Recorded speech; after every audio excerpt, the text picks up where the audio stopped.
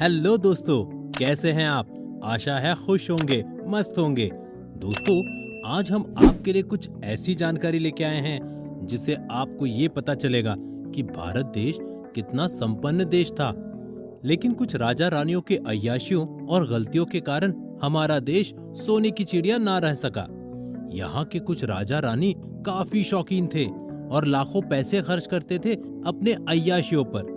अपने निजी सुख के लिए उन्होंने कितने पैसे यूं ही उड़ा दिए, जो कि सरासर गलत है। लेकिन वो कहते हैं ना, जिनके हाथ में सत्ता हो वो भला किसकी सुनते हैं। ये कहना गलत नहीं होगा कि देश की बदहाली में इनका भी हाथ रहा है।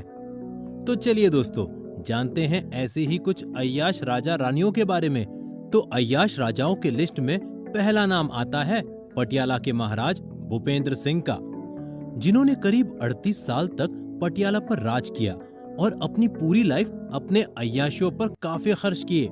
भूपेंद्र सिंह का सबसे बड़ा शौक और कमजोरी सुंदर औरतें थी। उनको सुंदर औरतों के साथ समय बिताना काफी पसंद था, और तो और वो उनको खुश रखने के लिए काफी पैसे भी खर्च किया करते थे। उनकी खूबसूरती बनी रहे, इसके लिए भी वो काफी खर्च किया करते थे। गहने, कपड़े, यहाँ तक कि उन्होंने प्लास्टिक सर्जन भी उनकी सेवा में लगा के रखा था। आपको जान के हैरानी होगी कि उनकी 5 पत्नियां, 365 के आसपास रखेल और लगभग 88 बच्चे थे। भूपेंद्र सिंह ने अपने रखेलों को अपने हिसाब से तैयार करवाने के लिए फ्रेंच ब्यूटिशियन, सोनार और प्लास्टिक सर्जन भी रख रखे थे। भूपेंद्र सिंह को पार्टियों का भी शौक था। वो बड़ी बड़ी पूल पार्टियां भी करते थे, जिसमें खूबसूरत औरत नग्न घुमा करती थी और मदिरा तो इन पार्टियों में पानी की तरह बहाए जाते थे। औरतों के जिस्म पर मदिरा गिराई जाती थी। उनके साथ सामूहिक संबंध भी बनाए जाते थे। भूपेंद्र सिंह गाड़ियों के भी काफी शौकीन हुआ करते थे। कहते हैं, जिस बग्गी से हमारे पहले राष्ट्रपति संसद भवन पहुंचे वो इनकी ही थी। पहली कार और विमान रखने की उपलब्धि इन्हीं के नाम है। लेकिन आपको ये भी जानना चाहिए कि भूपेंद्र सिंह अपनी रानियों और रखेलों को खुश करने में और अपनी मर्दानगी बनाए रखने के चक्कर में कई दवाइयां और उपचार लेते थे, जिससे उनका शरीर कमजोर होने लगा और उनको कई तरह की बीमारियां भी लग गई। कई चिकित्सकों से इलाज करवाए गए, लेकिन फिर भी उन्हें बचाया नहीं जा सका और कम उम्र में ही उनकी मृत्यु हो गई। तो चलिए दोस्तों, अब हम दूसरे नंबर के अय्याश राजा के बारे में जानते हैं। हमारे लिस्ट में दूसरे नंबर पर आते हैं मुगल बादशाह शाहजहां। इनका नाम आते ही हम सब के दिमाग में ताजमहल की तस्वीर बनने लगती है, जो उन्होंने अपनी पत्नी मुमताज की याद में बनवाया था। लेकिन दोस्तों, क्या आपको पता है उनकी मौत के जिम्मेदार भी वही थे? मुमताज की मौत शाहजहां के 14वें बच्चे को जन्म देते वक्त हुई। वो इतनी कमजोर हो गई थी कि वो ये सब नहीं झेल पाई और उनकी मृत्यु हो गई। तो फिर आप इसे क्या कहेंगे, मौत या हत्या? उसके बाद भी शाहजहां ने 8 शादियां की और उनके हरम में हजारों औरतें थी। भाई, ये कैसा प्यार है? लोग कहते हैं ताजमहल प्यार की निशानी है, लेकिन अगर शाहजहां का प्यार सच्चा था तो इतनी औरतों की क्या जरूरत थी? हाँ, लोग ये कहते हैं कि उनका मुमताज से इतना लगाव था कि उन्होंने और दूसरी रानियों से अपनी संतान नहीं होने दी। ताजमहल भी उनकी फिजूल खर्ची का ही एक नमूना है, लेकिन आज वो हमारे राष्ट्र की शान है। आपको पता है, ताजमहल बनाने में 22,000 मजदूर लगे थे और करीब 22 साल लगे उसे बन के तैयार होने में। और भाई, ताजमहल को बनाने में संगमरमर राजस्थान के मकराना से मंगवाया गया, क्रिस्टल चीन से, रोडोनेट अरब से, लेपिस लजूली अफगानिस्तान से और नीलम श्रीलंका से मंगवाई गई थी। तो आप समझ ही सकते हैं कितना खर्च हुआ होगा इन सब में। इस वीडियो में आगे बढ़ने से पहले अगर आप इस चैनल को सब्सक्राइब कर देते हैं तो बहुत अच्छा होता, और अगर आपको इस वीडियो में दी गई जानकारी भी पसंद आए तो इस वीडियो को लाइक भी कर दे और इस वीडियो को अपने दोस्तों के साथ व्हाट्सएप पे शेयर भी कर दे। अब चलते हैं तीसरे अय्याश राजा के बारे में जानने, जो कि हैदराबाद के निजाम मीर उस्मान अली है। ये कितने रईस और शौकीन थे, आप इससे ही जान सकते हैं कि इन्होंने 900 करोड़ के हीरे का पेपरवेट रख रखा था, जिसका आकार ऑस्ट्रिच के अंडे जितना था, और ये दुनिया का 5वां सबसे बड़ा हीरा था। क्यों, सोच के दिमाग चकरा गया? इन्होंने कई शादियां की और इनके 3 दर्जन बच्चे थे। इन्होंने पहली शादी 22 साल की उम्र में की, जिसमें मेहर की रकम करीब 188 किलो सोना था। अब आप सोच ही सकते हो उनकी कितनी कीमत रही होगी। मुझे तो लगता है निजाम साहब दिखावा करने के भी शौकीन थे।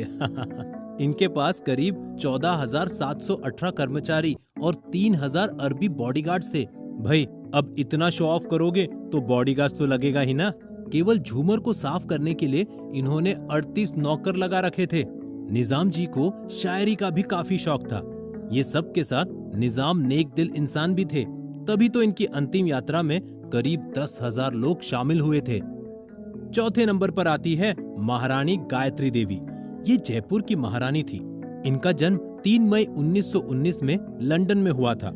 इनके पिता राजकुमार जितेंद्र नारायण कुछ बिहार के युवराज के छोटे भाई थे।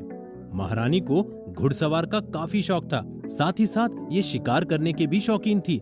इसका अंदाजा आप इससे भी लगा सकते हैं कि 12 साल की छोटी उम्र में ही इन्होंने चीते का शिकार कर लिया था। महारानी गायत्री गाड़ियों की भी काफी शौकीन थी। मर्सिडीज बेंज W126 और मर्सिडीज बेंज 500 SCL को इंडिया लाने का श्रेय इनको ही जाता है। गाड़ियों के साथ ये एयरक्राफ्ट की भी मालकिन थी। 1940 में इनकी शादी सवाई मान सिंह द्वितीय बहादुर से हुई, जिसके बाद वो जयपुर की तीसरी महारानी बन गई। लेकिन कुछ सालों बाद पति और संतान की मृत्यु ने उन्हें बिल्कुल तोड़ के रख दिया। नंबर 5 पर आती है महारानी इंदिरा देवी, जो कुछ बिहार की महारानी थी। इनका जन्म बड़ौदा के राजघराने में हुआ था। इनकी शादी ग्वालियर के महाराजा माधवराज सिंधिया से तय हुआ था, लेकिन ये कुछ बिहार के युवराज के छोटे भाई के प्यार में ऐसा पड़ी कि महाराज से शादी करने से मना कर कुछ बिहार के युवराज के छोटे भाई से शादी कर ली और लंदन चली गई। वर्षों तक दोनों यूरोप घूमते रहे। महारानी जूतों की इतनी शौकीन थी कि उन्होंने एक कारीगर को 100 जोड़ी जूते बनाने का ऑर्डर दे दिया। जनाब, ये जूते ऐसे वैसे नहीं थे, इनमें हीरे जवाहरात जड़े हुए थे। अब बोलो भला, इसे आप क्या कहेंगे? छठे नंबर पर आते हैं जूनागढ़ के नवाब सर महावीर खान रसूल खान। भाई इनका कुत्तों से प्यार के बारे में क्या ही कहने। नवाब ने करीब 800 कुत्ते पाल रखे थे और हर एक कुत्ते के लिए अलग अलग कमरा था और अलग अलग नौकर रखे हुए थे जो उनकी बराबर देखभाल करते थे। अगर कोई कुत्ता बीमार हो जाता तो उसका इलाज ब्रिटिश जानवरों के अस्पताल में करवाया जाता। अगर कोई कुत्ता मर जाता तो उसके दुख में एक दिन का शोक दिवस रखा जाता। हे भगवान, कुत्तों से इतना प्यार! इतना ही नहीं दोस्तों, इस सन की नवाब ने तो कुत्तों की शादी में करीब 20 लाख तक खर्च कर डाले और तो और पूरे राज्य में छुट्टी भी दे दी थी। दोस्तों, कुत्तों से इतना प्यार करने वाला शासक शायद ही फिर हो। अय्याश राजाओं के लिस्ट में 7वें नंबर पर भरतपुर के राजा महाराजा किशन सिंह आते हैं। भाई इनकी अय्याशी की किस्से भी बड़े चर्चित हैं। इनकी तो एक दो नहीं, करीब 40 रानियां थी। मतलब ये भी औरतों के शौकीन थे। इनको तैराकी भी बहुत पसंद थी। इन्होंने तो गुलाबी संगमरमर की झील ही बना डाली थी, जिसमें उतरने के लिए चंदन से बनी सीढ़ियां थी और हर एक सीढ़ी पर नग्न औरत खड़ी रहती थी। राजा के लिए उनकी रानियां हाथों में जलती मोमबत्ती लेके नाचा करती थी और जिस रानी की मोमबत्ती सबसे अंत तक जलती रहती थी, राजा उसी रानी के साथ रात गुजारा करता था। तो देखा दोस्तों, हमारे देश में कितने बड़े बड़े अय्याश राजा और रानियां हुए। किसी को गाड़ियों का शौक तो किसी को औरतों का, किसी को कुत्ते का तो किसी को शिकार का और किसी को शो ऑफ का। ऐसे और भी कई राजा और रानियां हुए। ये तो टॉप 7 है दोस्तों। अगर आपको इनके बारे में या अय्याश राजा रानी के बारे में जानना है तो आप दीवान जर्मनी दास की किताब महाराजा जरूर पढ़ें। उन्होंने इनके बारे में इस किताब में विस्तार पूर्वक सब बताया है। दोस्तों, इन अय्याश राजाओं के बारे में जान के आपके मन में क्या सवाल उठे? क्या आपके मन में भी ये सवाल उठे कि अगर इन्होंने अपने अय्याशियों पर इतना खर्च न करके देश की भलाई में लगाई होती तो देश का आज अलग ही स्थान होता? अपने विचार कमेंट बॉक्स में जरूर लिखिएगा। दोस्तों, तो आज के वीडियो में बस इतना ही। लेकिन हाँ, आप हमें ये जरूर बताइएगा कि आपको वीडियो कैसा लगा।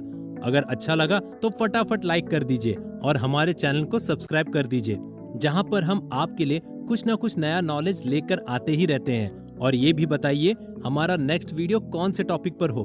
मिलते हैं ऐसे ही इंटरेस्टिंग टॉपिक के साथ नेक्स्ट वीडियो में। तब तक के लिए गुड बाय।